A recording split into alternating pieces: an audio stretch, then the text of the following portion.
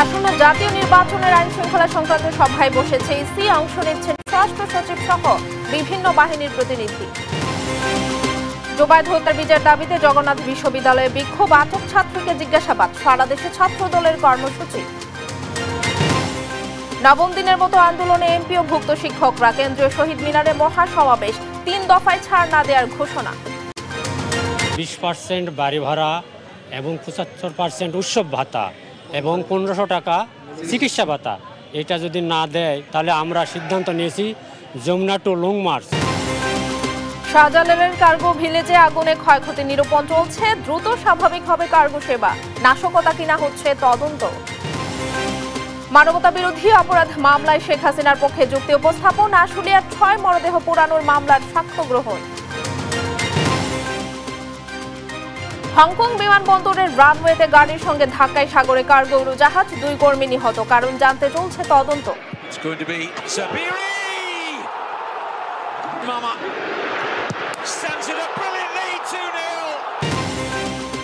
এবং ইতিহাস গড়ে প্রথমবার যুব বিশ্বকাপ জিতল মরক্কো। 2-0 গোলে আর্জেন্টিনার হার। ইয়াসির জাবিরের জোড়া গোল। সংবাদ দুপুরে দেখছিলেন শিরোনাম, সঙ্গে আছে আমি শেফালি রহমান। এবার বিস্তারিত। আসন্ন ত্রয়োদশ জাতীয় সংসদ নির্বাচন অবাধ, সুষ্ঠু ও শান্তিপূর্ণ করার লক্ষ্যে আইন শৃঙ্খলা সংক্রান্ত প্রস্তুতি ও মতবিনিময় সভায় বসেছে নির্বাচন কমিশন। সোমবার সকালে নির্বাচন কমিশন সভাকক্ষে এই সভা শুরু হয়। এতে অংশ নিচ্ছেন স্বরাষ্ট্র মন্ত্রণালয়ের সিনিয়র সচিব, 3 বাহিনীর প্রধানের প্রতিনিধি, পুলিশ, র্যাব ও বিজিবি প্রধান এবং এনটিএমসি, এনএসআই ও ডিজিএফআই মহাপরিচালক সহ আইন শৃঙ্খলা বাহিনীর 18 জন সদস্য। ভোট প্রস্তুতি হিসেবে আইন শৃঙ্খলা বাহিনীর শীর্ষ ব্যক্তিদের সঙ্গে সিইসি এএমএম নাসির উদ্দিন কমিশনের প্রথম বৈঠক এটি। বৈঠকে 4 নির্বাচন কমিশনার, সচিব সহ সংশ্লিষ্ট কর্মকর্তারা অংশ নিচ্ছেন।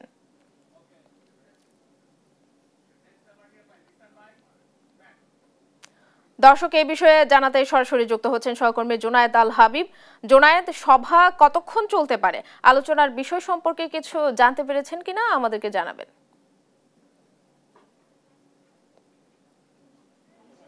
সভা আসলে ইতোমধ্যে প্রায় 1.5 ঘন্টা অতিবাহিত হতে চলেছে, তবে কতক্ষণ পর্যন্ত চলবে সে বিষয়ে সুনির্দিষ্ট কোনো তথ্য কিন্তু এখন পর্যন্ত আমাদের কাছে নেই। তবে যেটি আমরা আগেও জানিয়েছিলাম, মূলত 13টি এজেন্ডা নিয়ে মূলত আজকে আলোচনা হচ্ছে এবং সেই এজেন্ডাগুলোর মধ্যে আগেই বলেছিলাম যে নির্বাচনকালীন সময়ে, অর্থাৎ নির্বাচনী যে কর্মকর্তা রয়েছে, নির্বাচনী যে কেন্দ্রগুলো রয়েছে, সেগুলোর নিরাপত্তার বিষয়ে মূলত আজকে আলোচনা হওয়ার কথা রয়েছে। এছাড়া নির্বাচনকালীন সময়ে সশস্ত্র বাহিনীর সদস্যদের মোতায়েনের বিষয়ে কিন্তু আজকে গুরুত্বপূর্ণ আলোচনা হবে বলেও কিন্তু জানা গেছে। এছাড়া রয়েছে প্রযুক্তির অপব্যবহার রোধে আসলে প্রশাসনের পক্ষ থেকে কি ধরনের সহযোগিতা পাওয়া যায় সে বিষয়ে কিন্তু নির্বাচন কমিশন প্রশাসনের কাছে সহযোগিতা চাইবেন বলে কিন্তু আলোচনার এই এজেন্ডাগুলোর মধ্যে রয়েছে।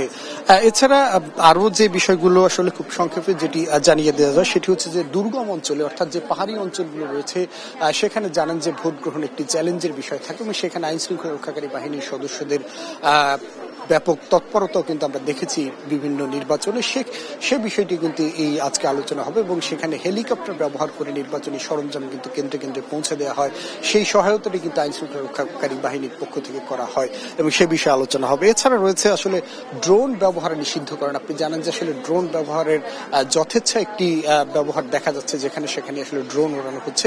তো নির্বাচনকালীন সময় নির্বাচন কেন্দ্র এবং এর আশপাশে আসলে ড্রোন ব্যবহার নিষিদ্ধ হতে যাচ্ছে এবং সে বিষয় নিয়ে আজকে আলোচনা হওয়ার কথা কিন্তু রয়েছে। শেফালি, এছাড়া মূলত আজকে আলোচনার বিষয়ে আসলে নির্বাচন কমিশনের পক্ষ থেকে আইন শৃঙ্খলা রক্ষাকারী বাহিনীর নির্বাচনকালীন সময়ে যে কার্যক্রম, সেটিকে মূলত 3টি ভাগে তারা বিভক্ত করেছেন। তারা বলছেন যে তফসিল ঘোষণার আগে আইন শৃঙ্খলা বাহিনীর এক ধরনের ভূমিকা রয়েছে এবং যেখানে আসলে নির্বাচন উপলক্ষে যে দলগুলো রয়েছে যারা নির্বাচনে অংশগ্রহণ করবেন তাদের যেই সমান একটি সুযোগ তৈরি করে দেয়া এবং যারা আসলে নির্বাচনের প্রভাব বিস্তার করতে পারে এমন সন্ত্রাসী বা চিহ্নিত অপরাধী যারা রয়েছেন তাদেরকে আইন শৃঙ্খলা বাহিনীর গ্রেফতার করা কিংবা যে অবৈধ অস্ত্র রয়েছে সেই অবৈধ অস্ত্রের ব্যবহার রোধ করার ক্ষেত্রেও কিন্তু নির্বাচন কমিশন আইন শৃঙ্খলা রক্ষাকারী বাহিনীর কাছে আজকে আলোচনা করবেন। এছাড়া রয়েছে আসলে তফসিল ঘোষণার পর থেকে নির্বাচনের দিন পর্যন্ত আসলে যে ধরনের নিরাপত্তা রয়েছে সে বিষয় নিয়ে আলোচনা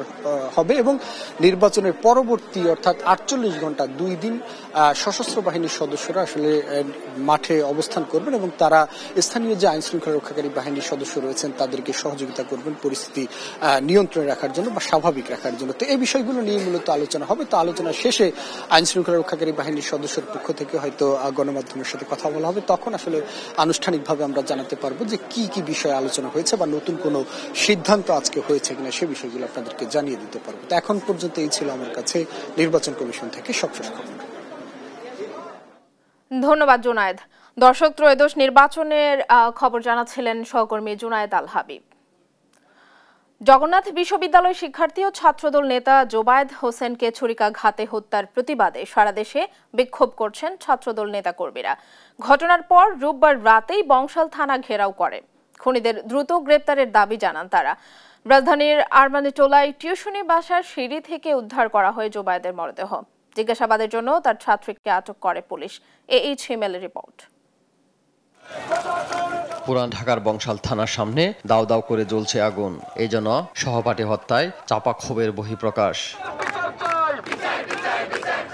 জগন্নাথ বিশ্ববিদ্যালয়ের 2019-20 শিক্ষাবর্ষের পরিসংখ্যান বিভাগের শিক্ষার্থী জুবায়েদ হোসেন, গ্রামের বাড়ি কুমিল্লায়। রোববার বিকেলে রাজধানীর আরমানিটোলার নূরবক্স রোডের রৌশান ভিলায় টিউশনি পড়াতে গেলে হত্যাকাণ্ডের শিকার হন মেধাবী শিক্ষার্থী ও ছাত্রনেতা জুবায়েদ হোসেন। এই ঘটনায় বিশ্ববিদ্যালয়ের শিক্ষার্থীরা তীব্র ক্ষোভে অবস্থান করে খুন হওয়া ভবনের সামনে পরে বংশাল থানার সামনে অবস্থান কর্মসূচি পালন করেন বিশ্ববিদ্যালয়ের শিক্ষার্থী ও ছাত্রদলের নেতাকর্মীরা। বলেন, জুবায়েদ হত্যার খুনিদের দ্রুত আটক করে বিচার নিশ্চিত করতে হবে। আমাদের তাজা প্রাণ, আমাদের একটি ভাই আমাদের মাঝ থেকে চলে গেল, এটা আমরা আসলে কোনোভাবে মানতে পারছি না।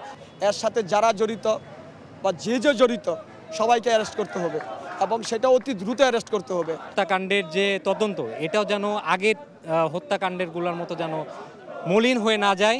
একজন মানুষকে হত্যা করেছে, সেই হত্যার শাস্তি যতটুকু হওয়া প্রয়োজন আইন অনুযায়ী, দেশের আইন অনুযায়ী ততটুকু শাস্তি তাদের হইতে হবে। জুবায়েদের এমন করুণ মৃত্যুতে শোকাহত স্বজনরা রাষ্ট্রের কাছে সর্বোচ্চ বিচার দাবি করেন। যারা আমার ভাই শুরু করেছে সঠিক তদন্তের মাধ্যমে গ্রেপ্তার করে দৃষ্টান্ত শাস্তি দেওয়া হোক, যাতে ভবিষ্যতে এইভাবে আর কি নৃশংসভাবে খুন না হয়। যে ফ্ল্যাটের সামনে সিঁড়িতে পড়েছিল ওখানে ওই ফ্ল্যাটেই চলে যায় আর কি। ওখানে সব পুলিশের ঊর্ধ্বতন কর্মকর্তারা ছিল। আমাদের ফ্যামিলি মেম্বার হচ্ছে 6 জন।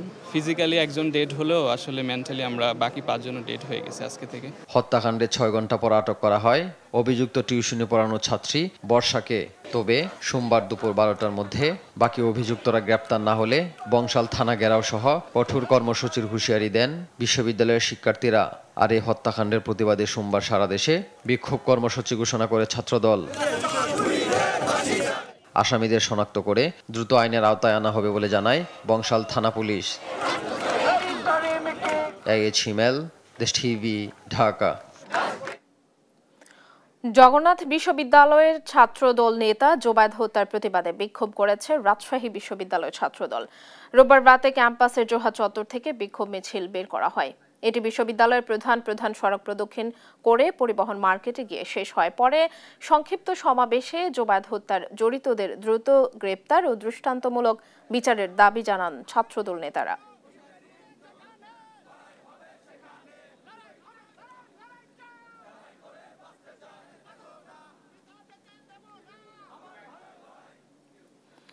বাড়ি ভাড়া, মেডিকেল ও উৎসব ভাতা বাড়ানোর দাবিতে টানা 9ম দিনের মতো আন্দোলনে এমপিওভুক্ত শিক্ষক কর্মচারীরা।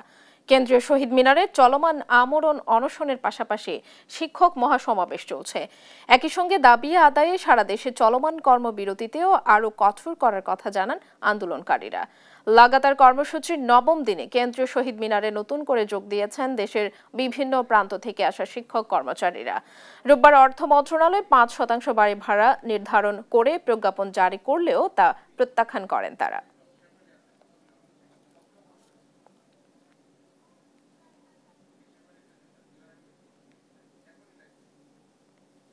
75% বাড়ি ভাড়া এবং 75% উৎসব ভাতা এবং 1500 টাকা চিকিৎসা ভাতা, এটা যদি না দেয়, তারা যদি এই দাবিটা মানে না নেয়, তাহলে আমরা সিদ্ধান্ত নিয়েছি যমুনা টু লং মার্চ। এই বাংলাদেশে কোনো বৈষম্য থাকবে না। আমরা এখনো দেখছি শিক্ষকদের সাথে যে বৈষম্য রয়েছে, এতে আমাদের সংসার চালানো কঠিন। দর্শক, কেন্দ্রীয় শহীদ মিনারে আছেন সহকর্মী জান্নাতুল মোহনা, সরাসরি যোগ দিচ্ছেন তিনি। মোহনা, নতুন কর্মসূচির বিষয়ে শিক্ষকরা কি বলছেন আমাদেরকে জানান। এই মুহূর্তে আছি ঠিক শহীদ মিনারে এবং এখন আপনারা দেখতে পাচ্ছেন যে 9 দিন হয়ে গেল শহীদ মিনারের সামনে কিন্তু অবস্থান করছেন যে এমপিভুক্ত শিক্ষকেরা রয়েছেন সারা বাংলাদেশের বিভিন্ন প্রান্ত থেকে তারা এসেছেন।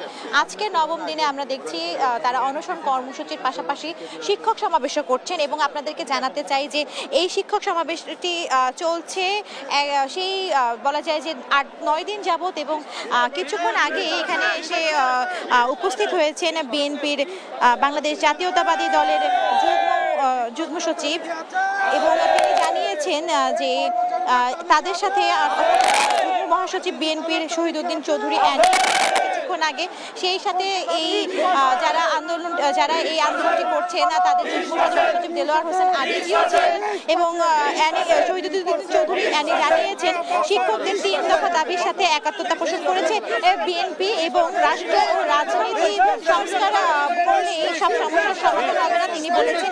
সেই সাথে শিক্ষার আধুনিকায়ন করার কথা বলেছেন। বিএনপি ক্ষমতায় আসলে শিক্ষকদের দাবি জানিয়েছে এবং আমি কথা বলতে চাই যারা আছেন এখানে তাদের সাথে একটু জানতে চাই যে কিছুক্ষণ আগে বিএনপির যুগ্ম মহাসচিব এসেছিলেন শহীদউদ্দিন চৌধুরী। হ্যাঁ, উনি আপনাদেরকে কি বলেছেন, কি আশ্বস্ত জানিয়েছেন? উনি ক্ষমতায় গেলে আমাদের চাকরি জাতীয়করণ করবে এবং বর্তমানে কেন্দ্রীয় শহীদ মিনারে যে শিক্ষকরা যে দাবি নিয়ে এখানে অনশন করছে, অবস্থান কর্মসূচি গ্রহণ করছে, এটার সাথে উনি একাত্মতা ঘোষণা করছেন এবং আমাদের যৌক্তিক দাবির সাথে সমর্থন করে একাত্মতা ঘোষণা করছেন। সেই সাথে উনি বলেছেন যে যদি উনি বিএনপি ক্ষমতায় যায় তাহলে আমাদের চাকরি শতভাগ জাতীয়করণ করবে। এই প্রত্যাশা উনি আমাদের শিক্ষকদের মাঝে দিয়েছেন। আর চলমান আন্দোলনের সাথে একাত্মতা ঘোষণা করে আমাদের 20% দাবির সাথে একাত্মতা ঘোষণা করছে এবং কর্মচারীদের 75% দাবির সাথে জানতে চাই যে আমরা জি প্রিয় দেশবাসী, আমি আজকে শহীদ মিনার থেকে দেশবাসীকে অনুরোধ করব শিক্ষকদের ন্যায্য 20% বাড়ি ভাড়া আদায়ের জন্য সমর্থন জানানোর জন্য প্রিয় উপদেষ্টা মহোদয়কে যে 5% কালো প্রজ্ঞাপন জারি করেছেন, এটা অনতি বিলম্বে এই প্রজ্ঞাপন বাতিল করে শিক্ষকদের ন্যায্য দাবি আদায়ের জন্য 20% প্রজ্ঞাপন দেওয়া হোক এবং আমাদের কর্মচারীদেরকে বোনাসের পরিমাণ 75% করা হোক এবং আমাদের মেডিকেল অ্যালাউন্স 1500 টাকা। আপনাদেরকে কিছুক্ষণ আগে যে বিএনপি যুগ্ম সদস্য সচিব মহাসচিব এসে আপনাদেরকে যে একটা আশ্বস্ত করেছেন, এই আশ্বস্ত আপনারা কি মেনে নিয়েছেন? আমরা এই আশ্বস্ত আমরা মেনে নেইনি, কারণ আমরা নগদে বিশ্বাসী, আমরা বারে বারে লাঞ্ছিত, বঞ্চিত, ভাগ্যহত, নির্যাতিত, তাই আমরা এখনই দিতে হবে, এবারে দিতে হবে। আশ্বস্ততাই নয়, সেই সাথে তাদের দাবি অনতিবিলম্বে সরকারকে মেটাতে হবে বলে জানাচ্ছেন এবং দাবি আদায় না হওয়া পর্যন্ত তারা এই শহীদ মিনার প্রাঙ্গণ ছেড়ে অন্য কোথাও যাবে না বলেও জানিয়েছেন। তো এই ছিল কেন্দ্রীয় শহীদ মিনার থেকে আমার কাছে সর্বশেষ সংবাদ। ধন্যবাদ মোহনা। দর্শক, কেন্দ্রীয় শহীদ মিনার থেকে আমাদের সহকর্মী জানাচ্ছিলেন শিক্ষকদের কার্যক্রম। আমদানি কার্যক্রম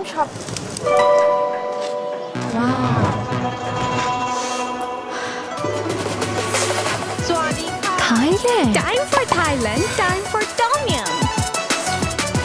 Introducing Doodles. Tom Yum Shrimp Doodles. Doodles খান নাই তো noodles খান নাই। আমদানি কার্যক্রম স্বাভাবিক রাখতে হযরত শাহজালাল আন্তর্জাতিক বিমানবন্দরের 9 নম্বর গেটে পণ্য খালাসের সিদ্ধান্ত নিয়েছে কাস্টমস কর্তৃপক্ষ।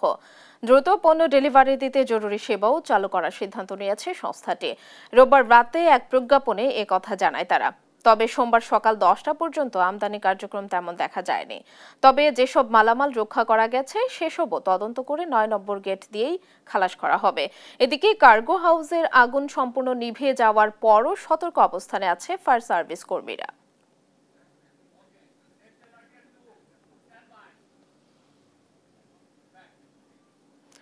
দর্শক, শাহজালাল আন্তর্জাতিক বিমানবন্দরের কার্গো ভিলেজে আছেন সহকর্মী হাসান আল মাহমুদ। সরাসরি যোগ দিচ্ছেন তিনি। হাসান, আগুনের ঘটনায় বিমানবন্দরের এখনকার পরিস্থিতি কি, ক্ষয়ক্ষতির বিষয়ে কি জানা গেল আমাদেরকে জানাবেন। আমরা শাহজালাল আন্তর্জাতিক বিমানবন্দরের যে সিভিল এভিয়েশন গেট রয়েছে, যেটি ৯ নম্বর গেট নামে পরিচিত, সেখানে দেখছে যে সকাল থেকে কাস্টমসের যে কর্মকর্তারা তারা কিন্তু সেখানে বসেছেন, অফিস করছেন।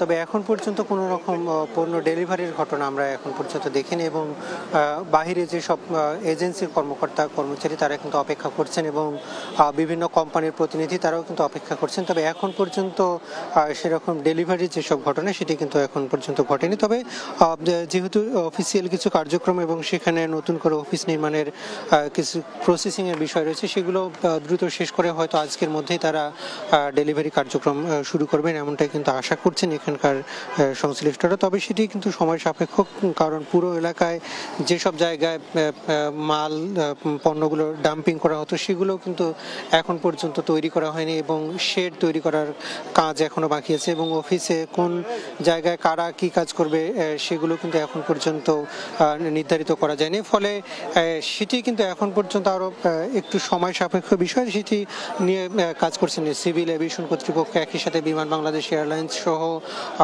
বাংলাদেশের আরও অন্য যেসব কর্মচারী যারা রয়েছেন, যেসব দপ্তর রয়েছেন, তারাও কিন্তু সেখানে কার্যক্রম পরিচালনা করছেন এবং দ্রুত এই আমদানি কার্যক্রমটি স্বাভাবিক করতে পারলেই কিন্তু দেশের অর্থনীতি কিছুটা স্বাভাবিক হবে। কারণ এখানে যে পরিমাণ পণ্য পুড়ে গিয়েছে সেটির যে ক্ষতি সেটি ইন্ডাস্ট্রিতে আসলে অনেক বেশি হবে, এটি ধারণা করছেন এখানকার যারা সংশ্লিষ্ট, বিশেষ করে ওষুধ শিল্প খাত এবং রপ্তানি যে পোশাক শিল্প, সেটি কিন্তু সবচেয়ে বেশি ক্ষতি হতে পারে। এবং যেহেতু ওষুধ শিল্পের সাথে আসলে রপ্তানির সম্পর্কটা খুব বেশি নেই, সেখানে বাংলাদেশের চাহিদা মেটানোর ক্ষেত্রেই কিন্তু বড় ভূমিকা রাখে। তবে যেখানে আমরা দেখেছি গার্মেন্ট শিল্প, সেটি কিন্তু এখন সবচেয়ে বেশি ক্ষতির মুখে, কারণ এই গার্মেন্ট শিল্পের অধিকাংশ নির্ভর করে কিন্তু এই আমদানির উপরে। সেখানে যদি আমদানি স্বাভাবিক না থাকে, সেখানে যেসব পণ্য প্রয়োজন হয়, বিশেষ করে রং, কেমিক্যাল, সুতো, কাপড়, বোতাম সহ নানা ধরনের যেসব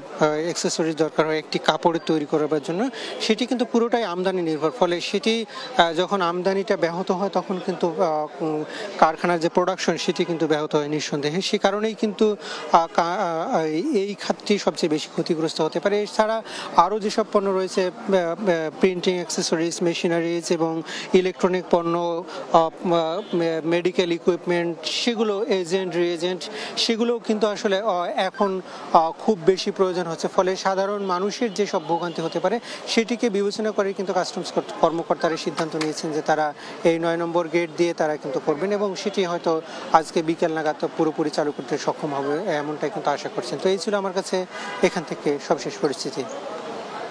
হাসান, ধন্যবাদ আপনাকে।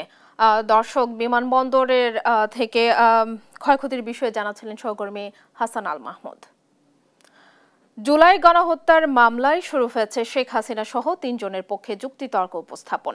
শেখ হাসিনা ও সাবেক স্বরাষ্ট্রমন্ত্রী আসাদুজ্জামান খানের পক্ষে রাষ্ট্রনিযুক্ত আইনজীবী আমির হোসেন যুক্তি তুলে ধরছেন। এর আগে বৃহস্পতিবার ৫ দিনের যুক্তিতর্ক উপস্থাপন শেষ করে প্রসিকিউশন। বিচারপতি মোহাম্মদ গোলাম মর্তুজা মজুমদারের নেতৃত্বাধীন ট্রাইব্যুনাল ১-এ প্রসিকিউশন থেকে ৫৪ জন সাক্ষী উপস্থাপন করা হয়। এদিকে ট্রাইব্যুনাল ২-এ আশুলিয়ার ৬ মরদেহ পোড়ানোর মামলার সাক্ষ্য গ্রহণ চলছে। দিনের শুরুতে সাক্ষ্য দিচ্ছেন সাবেক পুলিশ কর্মকর্তা এনায়েত হোসেন।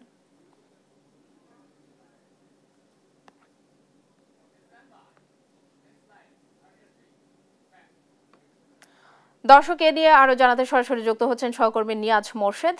রায় জালিয়াতি ও হত্যা সহ ৫ মামলায় হাইকোর্টে জামিন আবেদন করেছেন সাবেক প্রধান বিচারপতি ABM খায়রুল হক। সোমবার বিচারপতি ASM আব্দুল মুবিনের নেতৃত্বাধীন হাইকোর্ট বেঞ্চে এসব মামলার জামিন শুনানি হতে পারে।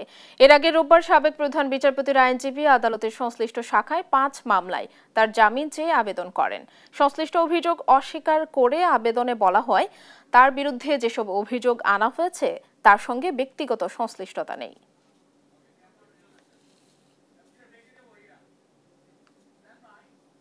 নির্বাচন ঘিরে দলীয় কর্মকাণ্ড বেড়েছে নারায়ণগঞ্জ ১ আসরে। বিএনপি, জামায়াত ও এনসিপি সহ অন্যান্য দলের মনোনয়ন প্রত্যাশীরা ব্যস্ত প্রচারে। দিচ্ছেন নানা প্রতিশ্রুতি। তবে ভোটাররা বলছেন পুরনো রূপে আর নতুন কাউকে চান না তারা। সংঘাত এড়িয়ে শান্তিপূর্ণ নির্বাচন চান ভোটাররা। বেলাল হোসেনের রিপোর্ট, জানাচ্ছেন ফারজানা আফরোজ টুম্পা। নারায়ণগঞ্জের রূপগঞ্জ উপজেলা নিয়ে গঠিত নারায়ণগঞ্জ ১ আসন ১৭৬ বর্গ কিলোমিটার আয়তনের এই অঞ্চলটি একসময় ছিল জামদানি আর মসলিন শিল্পের জন্য প্রসিদ্ধ। তবে বিগত বছরগুলোতে ভূমিদস্যুদের কারণে হারিয়েছে রূপগঞ্জের রূপ। ভূমি রক্ষা, মাদক, সন্ত্রাস, চাঁদাবাজ ও যানজটমুক্ত রূপগঞ্জ করতে ভূমিকা রাখবে এমন প্রার্থীকেই এবার বেছে নিতে চান ভোটাররা। যিনি যোগ্য, সৎ, সবকিছুতে ভালো থাকে, আমরা ওনাদেরকেই চাই। দখলবাজ মুক্ত, মাদক মুক্ত, সন্ত্রাস মুক্ত, এর থেকে আমরা পরিত্রাণ চাই। বিএনপির মনোনয়ন প্রত্যাশী ৫ জন। তারা এখন সভা, সমাবেশ, গণসংযোগ আর প্রচারে ব্যস্ত পাড়া মহল্লায়। দিচ্ছেন নানা প্রতিশ্রুতি। আসনটিতে বিএনপির মনোনয়ন প্রত্যাশী হ্যাভিওয়েট নেতারা বলছেন, দলীয় কর্মকাণ্ড ও জনপ্রিয়তা দেখে মনোনীত করা হলে জনগণ বিএনপিকেই জয়ী করবে।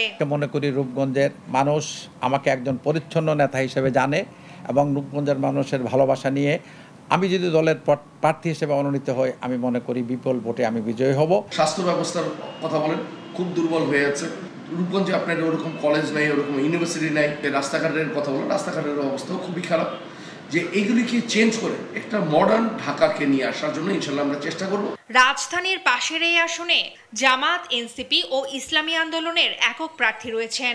জনগণের ভোটে নির্বাচনে জয়ী হলে সন্ত্রাস ও চাঁদাবাজ মুক্ত রূপগঞ্জ করার প্রতিশ্রুতি দিচ্ছেন তারা। সেখানে আমি 5টি বড় বড় সমস্যা চিহ্নিত করেছি। এক হলো সন্ত্রাস, আর দ্বিতীয় হলো ভূমিদস্যুতা, তৃতীয় হলো চাঁদাবাজি, আর হলো মাদক।